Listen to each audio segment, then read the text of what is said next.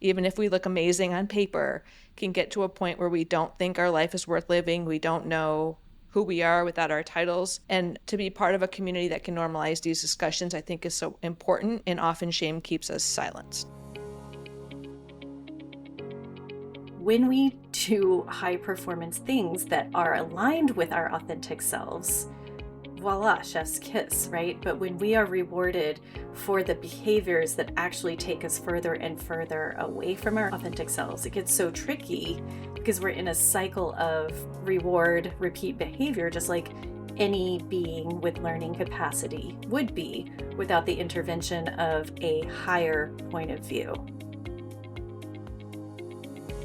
Those parts of ourselves have a role. They're protecting us from this deeper wound. So if we can give love to this protector that's trying to keep us safe from some other pain that's underneath, then we can honor it. It's not there to be a negative thing. It's not there to say that you are weak. You're listening to Solving for Joy. I'm your host, Dr. Chrissie Ott. Greetings and welcome to today's episode of Solving for Joy. I have the great honor of having as my guest today Dr. Jillian Rigert. Jillian is a dear friend from the interwebs who happens to be a former military oral surgeon, a medical doctor, a master certified Wayfinder coach turned therapist in training.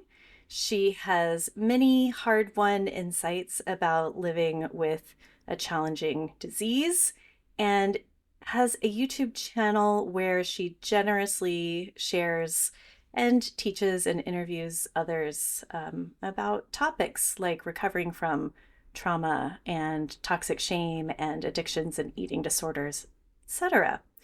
So this is going to be a delightful conversation, I have no doubt. Jillian, thanks for joining me today.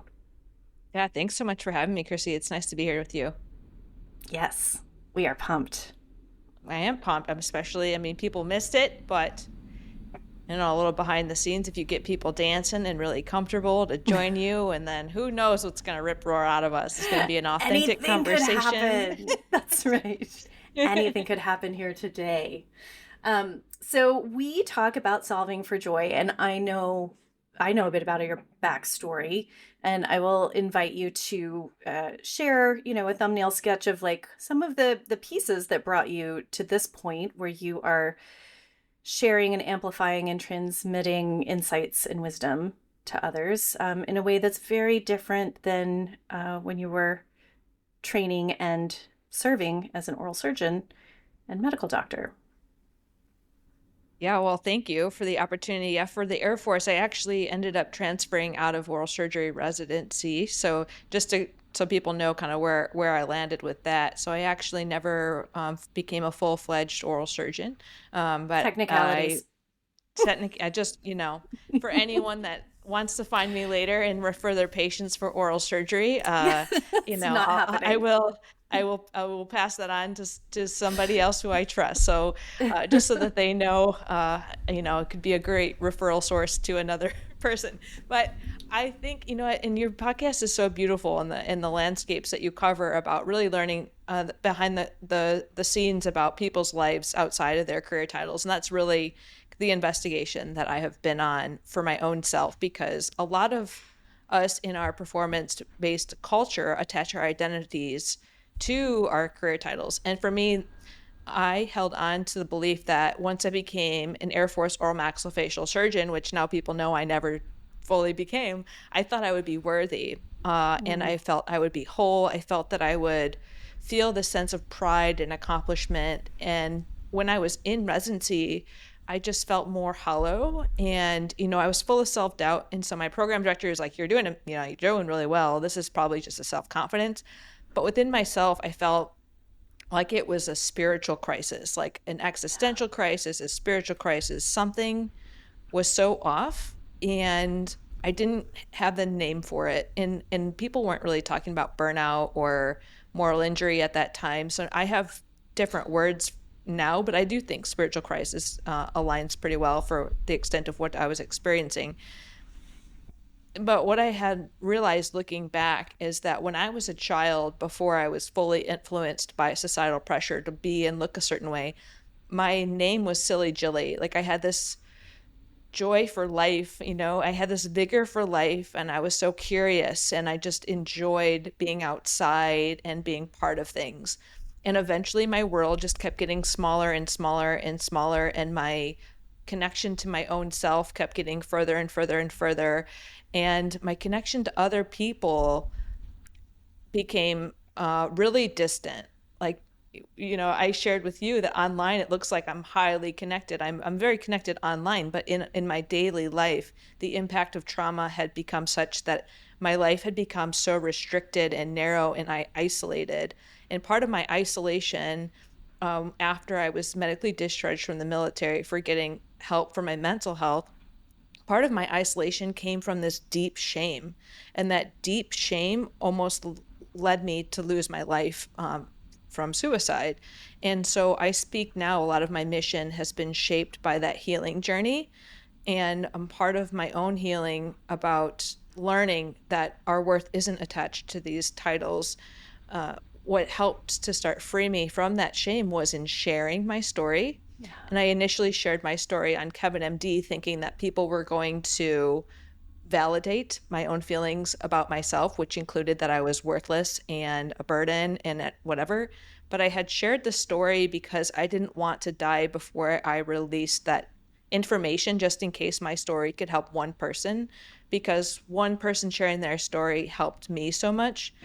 So my original motivation wasn't necessarily to relieve myself. It was because I thought, if I'm not here, what do I want to leave behind? And it just turned into something so much different in a really deeply powerfully healing way. And so I hope anyone that might be hearing this in the depths of their own despair can feel some, we have vicarious trauma, but some vicarious resilience in the fact of knowing that I was in a very, very, very dark place. I will never say it's the same as anyone else's. And I'm here to walk with you to normalize that many of us, even if we look amazing on paper, can get to a point where we don't think our life is worth living. We don't know who we are without our titles. And to be part of a community that can normalize these discussions, I think is so important, and often shame keeps us silenced. So true and so profound. I mean, the first thing that you said is I want to call attention all the way back to performance-based culture, because we may not have the metacognitive awareness super frequently that we live in a performance-based culture, but let's just pause for a second. Yes, we live in a performance-based culture where we are rewarded and receive accolades repeatedly and are selected even for showing traits that align with the capitalist regime, and the patriarchal tendencies, and right. So when we do high performance things that are aligned with our authentic selves, voila, chef's kiss, right? But when we are rewarded for the behaviors that actually take us further and further away from our essential selves, our authentic selves, it gets so tricky, because we're in a cycle of reward, repeat behavior, just like any being with learning capacity would be without the intervention of a higher point of view. Right? So So well how said. understandable that all of us get there, and that we begin to believe in the lie, I'll be happy when. Because that machine has no end, right? The machine that that Lucy's the football away from Schroeder, right? Is that the one who's kicking the ball in? Yeah, I'm not sure Or if that's the name, but I've got the picture in my head from that cartoon. it's Yeah. got to be Charlie. She's got to be moving the ball from Charlie. Anyway, I got all of my characters mixed up. But you're moving the goalposts to keep it in the sports field, right? The Yep. goalposts Yep. are never going to stay still. You are never going to be happy when. The happy is Mhm. in the process, but it's only available if you're not going down a road that leads you to spiritual crisis, existential collapse. Yeah, exactly. Because I'm reading a book, Transforming Depression, right now, and it really talks about this deep level of despair being framed such that it is a spiritual crisis. And if you look at it as that, it's like this death of ego self needed to happen in order for me to reach a higher level of spiritual self. And so I'm at this point in my life where I have, it's like mixed in with a lot of somatic PTSD symptoms, and sometimes I don't always appreciate the impacts of that. But I also feel that allowing myself to heal, and like it's my body is forcing me into self-compassion. It's forcing me into the stillness. It's forcing me into the things that my mind is trying to resist. And by resisting it, it's like you're adding to your own suffering. And so if I let go and free myself, like that to me has been the ultimate. You're at this part in your life, you can continue to be exhausted through resisting, or you can just surrender. And I read the book by David Hawkins, Letting Go, The Pathway of Surrender. And like that book, just like, dang. I'm like, and as I was reading it, I just felt myself expand and the weight off of my shoulders. I'm like, that's it. It's kind of like positive reinforcement of like, here I am trying to shove myself into all these boxes that I know from the past are not aligned with where I want to go, but because they're so familiar, I keep landing back in them. And what would it feel like to let go and surrender, especially right now, when there's so much going on in the world that it might push a lot of us to want to try to control things, and to go back to things that were familiar, and to be able to let go and surrender despite the chaos around us. It's an interesting place to be in. It really is. It requires us holding um, paradoxical points of view or capacities at the same time. Yeah, it's well said. I'm in marriage and family therapy, as you mentioned, and there's some therapeutic interventional styles that actually prescribe paradoxical interventions. It's like, if you are highly anxious, if I prescribe, like, go get as anxious as possible, then actually giving you the prescription of just allowing yourself to be as anxious as possible is giving you agency over the anxiety and control over the anxiety, which then can help you reduce your anxiety, because now you have control over something that's actually stimulated by lack of control or uncertainty over the future. So it's kind of funny how that works. But I think also, for when I was a surgical resident, on my good days, I would talk myself into going back and not quitting. But I was like, no, I need to know that on my worst days, I can still show up and this not be detrimental to myself or patients. And, that wasn't sustainable for me. So that was ultimately how I decided to leave. And so that's where it comes in. Like, if we can surrender and let go in these times, we're golden, right? Like, we're golden. If you can develop these skills in an environment that's pushing you to not, Yeah. how much, and of course that's not necessarily, that's kind of like, okay, I have to do the hardest thing possible. Maybe that's not the next step for some people, right? Maybe the next step is just acknowledging that now is a really hard time, and that there are aspects that you don't want to let go, because it is important to keep ourselves safe. And if you let go of some of those protective factors, you might completely go off the rails. So again, full spectrum of what might be best for each individual. And I'm thinking into the word surrender and let go, as you said. And I think it's probably worthwhile to say in this moment, surrender does not mean give up and roll over, because you can be in full resistance to, say, for example, fascism and tyranny. And at the same time, be very clear eyed and surrendering to what reality is offering, which is outside of our control, right? So there is the subtle layer of, I am not resisting reality, but I am trying to take skillful, intelligent, aligned action that serves the true, the good, and the beautiful in whatever way it is that I see that happening.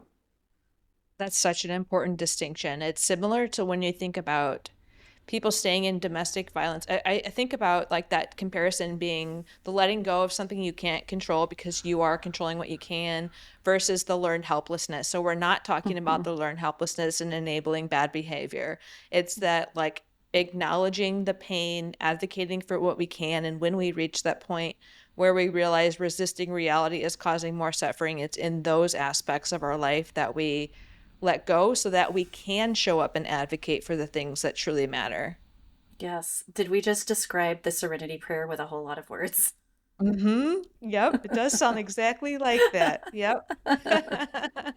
Well, Yes. yeah. And the wisdom to know the difference. That is the Mm-hmm. tricky part sometimes. Mm-hmm. Yep.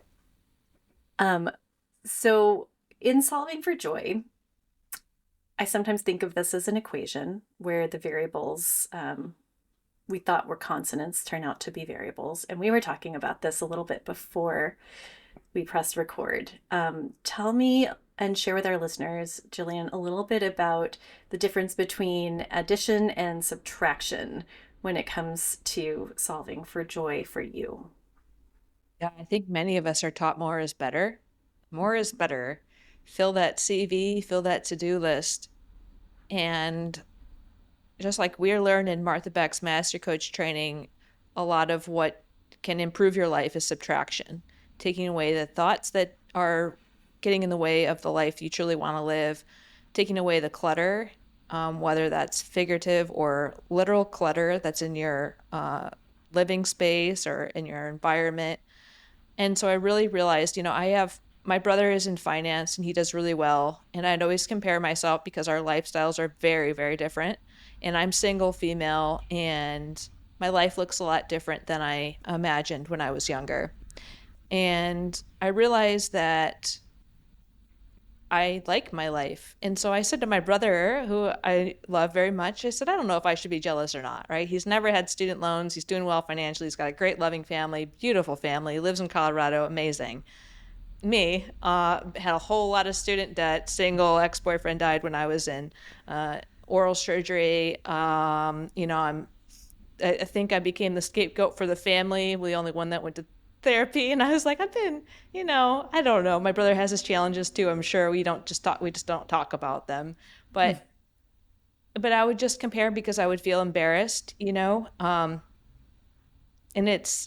I'd feel embarrassed if my family were to come to my apartment, which isn't, there's nothing in here. I don't own much. And it's not embarrassing when it's just me because it aligns. But when you have, when I host somebody and they're pointing this out, like, you don't have a couch or a TV, or like, what do you do all day? I'm like, I think all day. I just sit here and I think all day long.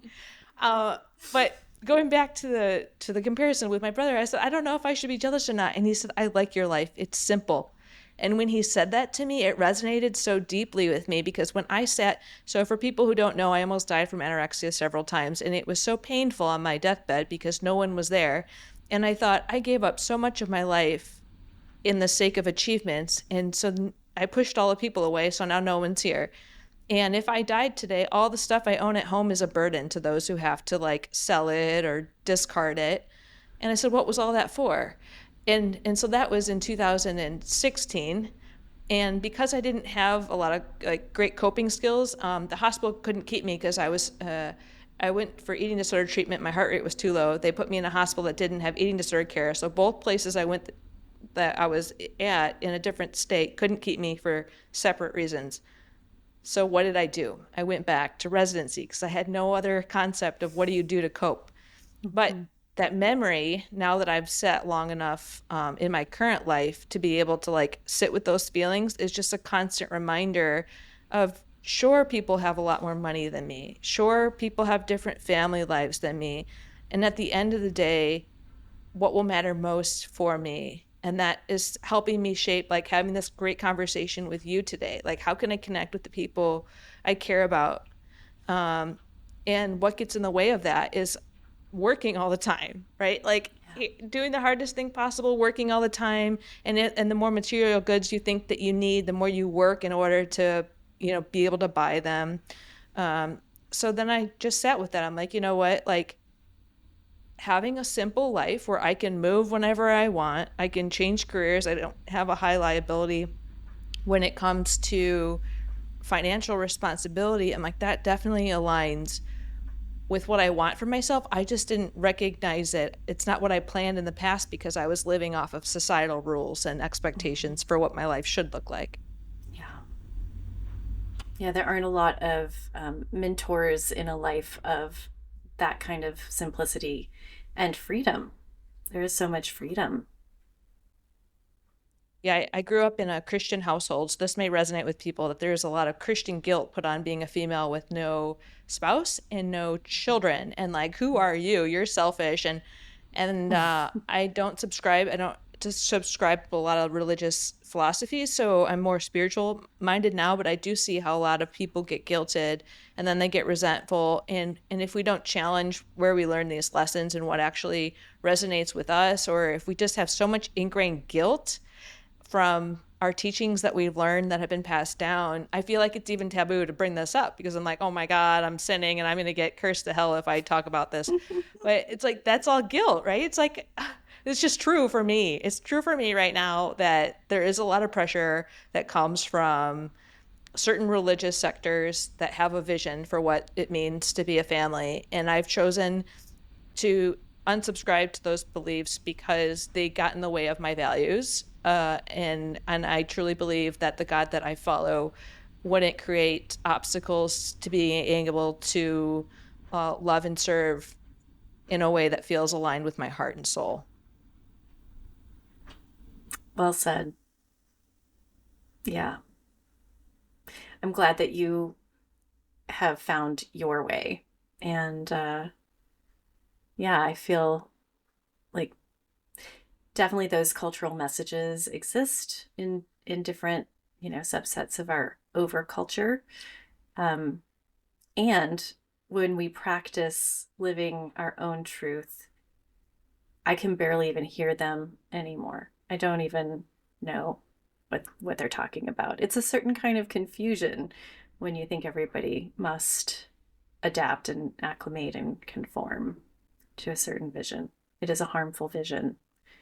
Um, and it is what helped some societies form and stay safe in the past. But Yeah. it's probably not what is most needed today, which is more people connected to their deeper selves, their deeper vision, and how to be of service in this crazy world. Yeah, there's a lot of philosophies like Martha Beck's that exist about congruent communication and being congruent with oneself. And the self is like includes many different parts of self, kind of like IFS is like parts of self. And there's one person that she passed away in 1988, and her name was Virginia Satir. And she's got philosophies that align. If people don't know Martha Beck, I'll share a little bit more about what I mean by that is that Virginia Satir, I learned about her work in my marriage and family therapy program. And her therapeutic approach was really based on getting people to really be their authentic self and to live in systems where that was honored and supported. So I think about, for me, it was not appreciated, and it was not really nurtured to be my emotional, sensitive self and to ask for what I needed. And so I people pleased, which means that I was abandoning parts of myself in order to be safe in a Mm-hmm. system. And then I was the problem when I developed anorexia. And I really believed that I was the problem. And um, in Virginia Satir's work, looks at the whole system and never pathologizes an individual in that system. It's the impact of the system, and I was the person showing the symptoms of a dysfunction in the system that needed to be uh, to be looked at. And her philosophy is that there were some incongruencies in communication and the way that people were living. So what it would look like to be congruent with oneself is to be authentic and true to who you are. And congruent communication is respecting yourself authentically, respecting the other people authentically, and in the context of the interactions. And so I think about how many of us don't do that. So some of the things that would be out of alignment are the people pleasing, and she would call them survival stances. That would be like the placater or blaming. You're saying, I'm not the problem, you are. Or being like somebody who's super reasonable, and they're kind of just not looking at the whole scene from like a holistic lens, like removing emotions out of it, which a lot of us do, right? And just like looking at things from a way that really removes the human, which we see that a lot in medicine, Yeah. right? Like, I'm just going to think Yep. about this logically, and I'm going to remove my human self, which actually adds Yes. trauma. And then some of them just get apathetic. Hyperlogical. And Mm-hmm. Yeah, hyperlogical, exactly. Yeah. And then the other part is like I just get apathetic and don't care about anything because it's all a mess. And Yeah. so that would be all incongruent communication because there's something that was lost in there, whether it's part of yourself, part of the other person, or lost context. What it's bringing up for me is like there's a loss of presence in the interaction. Like you lose contact with your own fullness in those incongruent situations. Yeah. And some And of all of us, those places where you split off from yourself leaves like less and less presence available in the present moment. yeah. And if we think about like if that happened really young and then people get to adulthood and we ask them like, "Oh, get back to your essential self. Like who were you?" They may not have ever connected with the self. Yeah. And so if those people really need developmental, healing from developmental trauma, because if they lost themselves so early, like it's really about getting connected to yourself for the first time, if you're healing from it in later life. Yeah, first time in reachable memory. I love Hmm. thinking about you as silly Jilly, outside, curious, a part of Sure. all things. Um, have you spent time with Positive Intelligence by Shirzad Shamin Hmm. also? Yep. Yep. It's wonderful. The hyperlogical reminded me of the hyperlogical saboteur, which is such a common one in medicine. And the antidote to hyperlogical is, of course, not to become illogical and irrational. It's to access our, inherent sage wisdom, which is another way to deeply presence ourselves with our more authentic, essential, fuller self.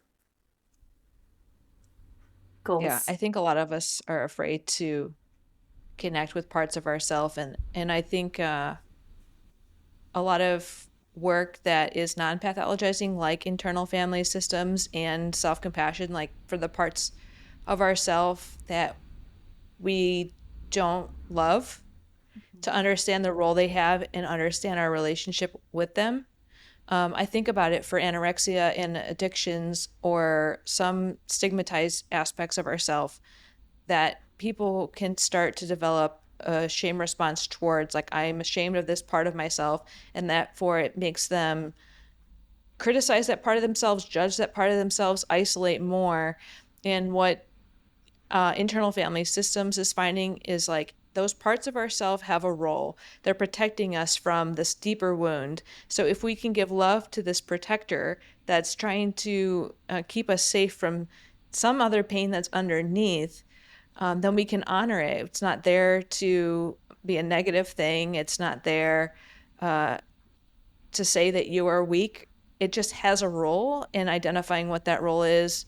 I think about that a lot when it comes to the way the things have been modified for me as I consider the role of anorexia in my life and how much it has caused me pain. And some people and some treatment centers will like want you to see it as a bully and try to cast it out.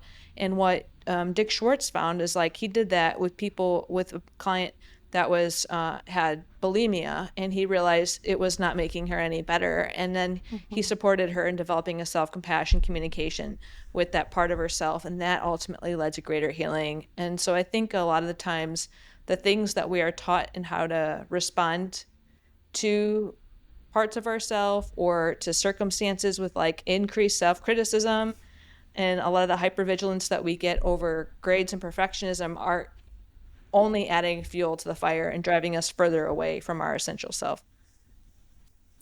What is a way that you practice staying connected to your essential self? Do you have a regular contemplative practice that you do to stay grounded with that? I think usually I notice when I'm in a defensive stance or something that's incongruent, and I'm like, oh, there it is, the awareness and the self-compassion response. And Kristen F always says like the self-compassion comes out during moments of suffering. And so it's just that awareness of, oh, there it is again. Like, here's that know-it-all self that's coming out. That's really annoying, isn't it? Or focusing on perfection. Back in grad school, hell yeah, I want to get 100%. You know what I mean? And it's like, okay, well, why? And what would happen to you if you got, what happens? It's really hard to just detach from that. Um, when I have a lot of pain in my heart, I'm grieving a lot as I look at my developmental years through a new lens, and accept the relationship that I have now isn't necessarily one that I would have wanted for myself, when it comes to my family of origin. And and I realized that in order to stay true to me, relationships with people had to look different than what my heart yearned for. And there's a lot of grief when it comes to acknowledging those things. So for the people that are, seeking to find their authentic self, I kind of want to prepare them that some of the grief of letting go of those parts of yourself that aren't actually aligned is to be expected. And also, Kristen Neff talks a lot about backdraft. Like, as you're leaning into these new practices such as self-compassion, it could actually feel worse before it gets better. And so I'm just really observing all of those emotions that arise and trying to understand where they're coming from and how they might drive me away from my authentic self versus how they're helping me come back in line. Yeah, and how understandable it would be to people please for survival, for acceptance, for the rewards of living in human society. Yeah. And again, it's just acknowledging the role that that has. And and I think also when we feel pain, all of that anger can come up, and that blaming can come up. And I think it's important to honor the emotions. And also, when it comes to looking back on the past and wishing things could be different, I still respect all the privileges and all the things that went well. And to know that our parents are humans, and they weren't given everything that they needed. And to give them what I think maybe I can support them with now, as somebody that's almost 37, I've accepted my role as different. And I can put forth the effort that I want on cultivating a relationship that I'd like now. And if that's not met with the same desire, then I can learn to accept it. And that honors the difference in life cycle, like where we're actually at. And though I can feel the pain of what I didn't get when I'm younger, I can now see a parent as a child who also didn't get that when they were younger. And so how can we heal together? Wonderful when that can happen. When you are surprised by a wave of joy, when joy stumbles upon you and surprises you, what is that like, and what is the thing that brings that out for you? What comes to mind is when somebody opens a door for someone or does something unexpected, like a stranger, or like you say a compliment, or someone compliments you, or anyone, if anyone says anything about my dog that's positive, it's it's a quick way to joy to my heart.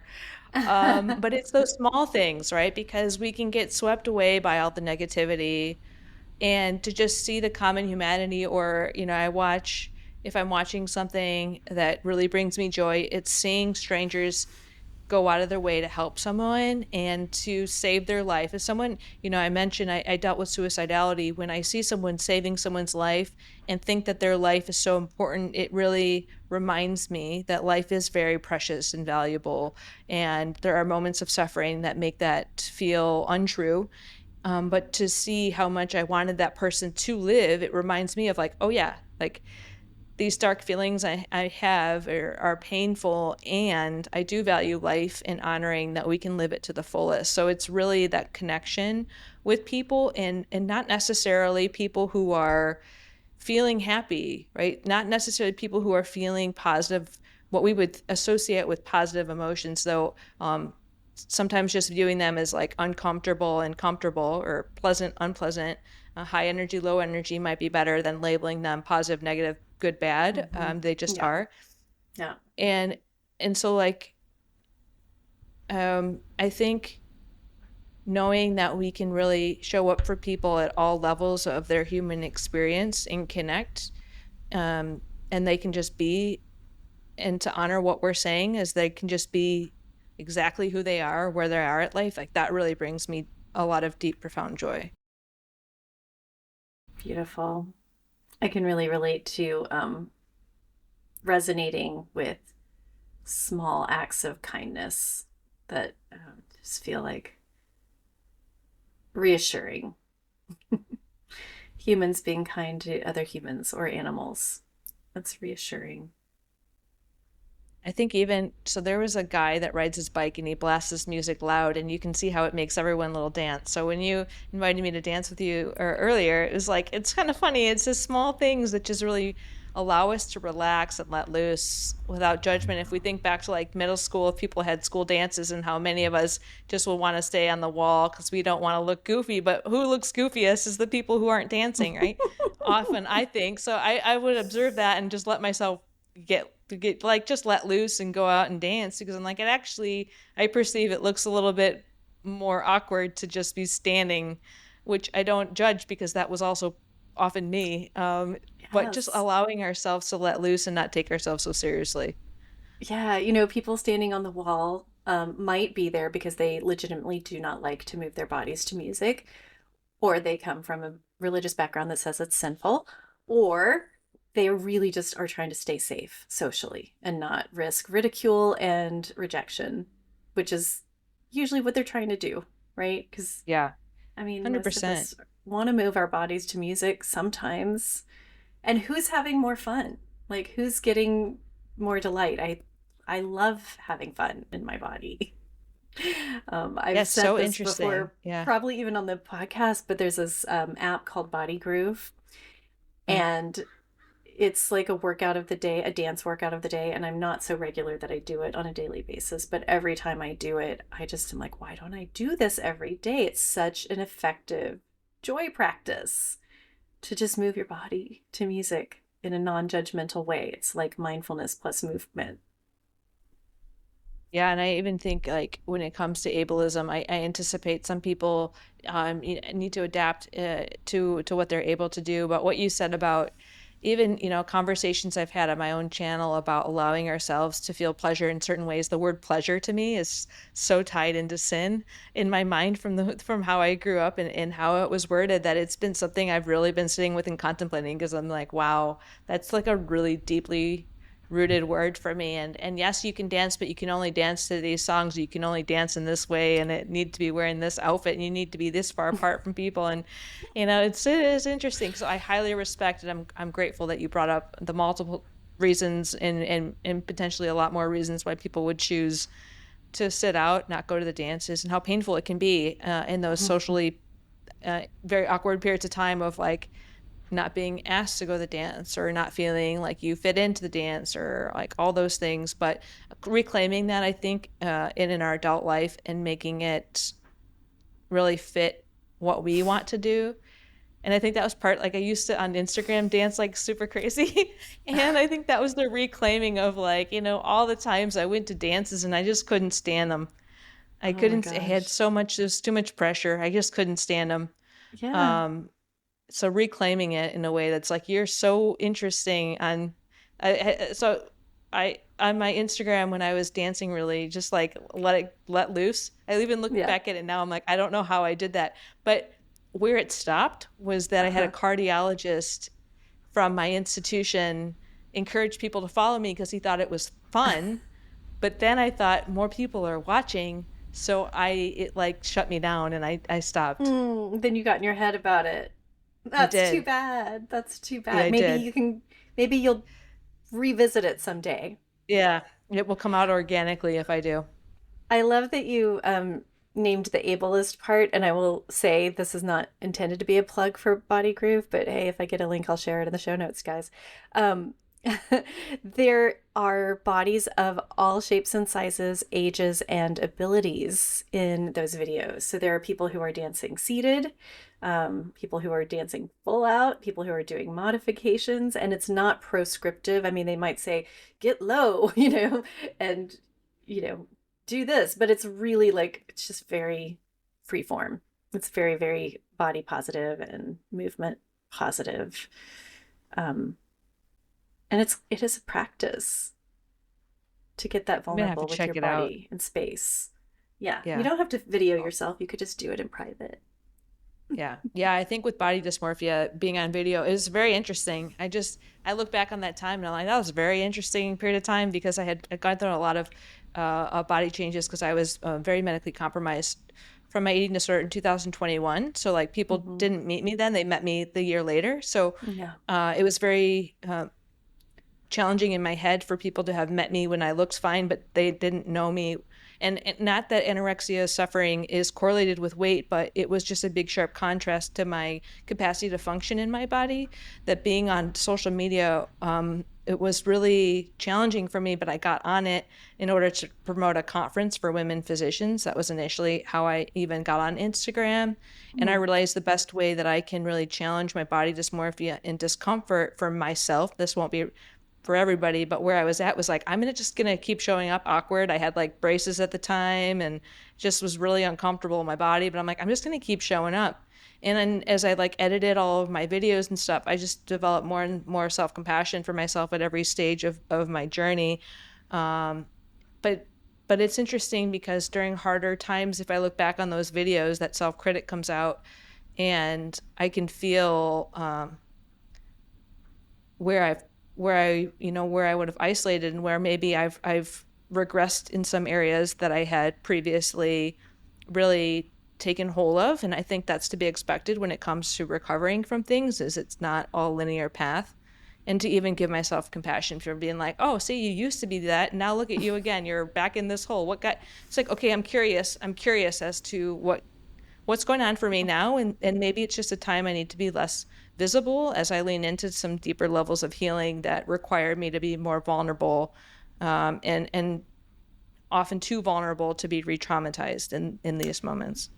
Yeah. It's wise to be discerning in those moments and figure out, what is it that I need now? What do I need now? I do not need to do what I did yesterday, because today's me doesn't need the same exact healing as yesterday's me. Maybe it's a deeper spiral. Um, and you'll have the intuition and the resources external to know when is it time to dive into the right amount of discomfort to stretch, and when is it time to, contract in and do a little wintering to let things integrate and solidify, consolidate. Yeah, I think that's important because a lot of people, when they see other people being vulnerable, they're like, oh, I need to go be vulnerable. And sometimes people can push themselves out when they're in a really sensitive place, that I support people in doing a little more private healing. And when it comes to authenticity, I think sometimes we're afraid, well, if I'm not telling people everything, I'm not being authentic. And that's not true. Like a lot of times, the things that require us to really nurture our own healing in private are, we don't owe people our whole life story. It's like being able to be in a place where you think you're ready to share things and it can add value, or it helps you to share it. Like that's important for me to mention, because I do think sometimes people are inspired to be more vulnerable, and I certainly don't want to push them or ignite something that pushes them too fast, because that can lead to a lot more pain sometimes. Absolutely. I heard something from an author once about, it's skillful to share our scars, but not necessarily our wounds that are still actively healing. If we're sharing from a teaching or writing, exploring standpoint, it's time for them to be integrated. Yeah, I think that's a great metaphor. If I were to ask you to share two fun facts that are not on your bio that people wouldn't necessarily know by reading about you online, what would you tell us? Well, now you know that my nickname was Silly Jilly, so that's fun. I used to get in trouble in elementary school all the time because I would do a lot of things that were really funny. Um, I thought they were funny. They may not be funny to everyone, but I used to get in trouble all the time for like laughing too hard or telling a joke because I couldn't pay attention in class.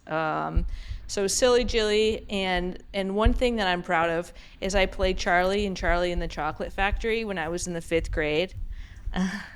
As I've always kind of had this desire, I think, I wanted to be a famous actress, but not really famous because I didn't want to be in the limelight of everyone's judgment, but I thought it'd be really cool to be in a movie. So I used to act a lot, and that was one of my most favorite roles, Charlie Bucket. That's really fun. Yeah. That is super How fun. about you? Can I ask you that question as you host your own channel? Yeah, sure. Catch me off guard. I am going to share that I once jumped out of a perfectly good airplane. It was my bachelorette event before I got married at age 23, my first marriage. And it was amazing. And it was very existential. It was literally like, well, here we go. I might die. But it's the cost of admission. If you want the thrill, you actually have to throw your life out the window of this otherwise perfectly good airplane. And it was tandem, and I didn't have to like pull the ripcord, but it was like nothing I've ever experienced before or since, because I only did it one time. But it was pretty amazing. Still have the video of it somewhere. What's the second one? The second one is that last year we started a tradition at my child's school of hosting an adult prom. I think that goes with our dance theme. So all of these, middle-aged parents of children at her school came together. We hired a DJ. We did a balloon arch. It was so much fun, and people danced their faces off, including one person in a full-on prom dress with her husband doing the worm. Mm-hmm. Oh my gosh, that's hilarious. I love it so much. Thank you for sharing that. That's a pretty delightful visual. Mm-hmm. That's awesome. Okay, you have way more guts than I do. I don't know if I can jump out of the airplane, but you survived, and I'm glad that you survived. You survived both the airplane and the prom. Yeah. Yes, I did, gladly. Oh gosh, both very, very risky things. Yes, depending on your perspective. One might be terrifying and the other might be totally fine to some people, and it might not be the one you expect. Yep. Yes, it was a silent auction item, and I had somebody ask me, is it okay if we pay to not come? That's hilarious. I would pay to not come to prom. Like, that okay, is I see awesome. You. Yeah. That is so funny. Yeah, it can bring up a lot for people. Yeah. Totally. Adolescence. Jillian, thank you so much for being here, having this conversation, for doing the work you do in the world. People will want to find you if they are searching on YouTube and Instagram. Tell the listeners where they will find your stuff, and also how to work with you as a coach. Well, they can find me, I thank you, on A Life True to You. Hopefully we'll get your face on there so they can watch your episode at some point. And they can find me and my dog and some of the clips from YouTube on Instagram. I think it's Jillian and Reese. There's some underscores in there. Jillian underscore and underscore Reese, who is my dog. Life partner. Yeah. Life partner for sure. Yes. And I'm on social media everywhere. So if they want to connect with me on LinkedIn or Facebook, they can certainly connect with me and let me know who they are and what brings them joy, so we can chat about it. Well, this definitely brought me joy today, Jillian. Thank you so much for being here, and I will talk to you soon. Yeah, thank you so much, Chrissie. I love what you're doing, and I appreciate this time with you. Dr. Jillian Rigert, everyone. What a gift she gave us today, sharing her story with such honesty and heart. The way she unraveled a life that no longer fit, the courage it took to step into the unknown. That's the kind of bravery that invites all of us to take a deeper look at our own stories. Let this be your reminder. You are not your titles. You are not just what you produce. You are worthy of joy just as you are. And next week, we're going to take that conversation even further with my friend Iris Fernandez Valdez, a coach, abolitionist, and activist of love, light, and radical compassion. Iris is here to challenge the way we think about balance, not as something static, but as something alive, responsive, and deeply human. We talk about what it means to move through the world in alignment with who you really are, why coaching is more than just personal growth. It's a tool for collective liberation, and how giving ourselves permission to take up space can change absolutely everything. If you've ever questioned where you truly belong, this conversation is for you. And for my physician coaching friends, a little gift. The first 20 registrants for the Physician Coaching Summit are going to receive a bonus. If you guys have been on the fence about joining or registering for the summit, I want you to know you are going to get professional headshots taken at Savannah, capturing you in your best light, authentic, vibrant, and fully you. We hope this is a real gift, a way to see your own self reflected with the same warmth, joy, and brilliance that I know you bring to the world. So, physician coaches, join us November 6th through 8th at Savannah for 3 days of breathing, connecting, and reimagining what's possible in medicine. Tickets are on sale now at thephysiciancoachingsummit.com. And if this conversation lit something up in you and you're ready to start choosing yourself, I would love to support you. The Joy Reset is a 4-session coaching package designed to help you clear the noise, reconnect with yourself, your deep creative wisdom, and move forward with more clarity, confidence, and joy. You can find out more at joypointsolutions.com. Deep gratitude, as always, to my incredible team: producer Kelsey Vaughn, post-production by Alyssa Wilkes, operations by Denise Crane, theme music by Dennis Kishcook, cover photography by Shelby Bracken, and as always, special shout out to my sweet wife, Sue, my #1 fan and champion. Thanks for tuning in, my friends. Keep choosing yourself, keep breaking the rules that were never meant for you, and may we all keep solving for joy. I will see you next time.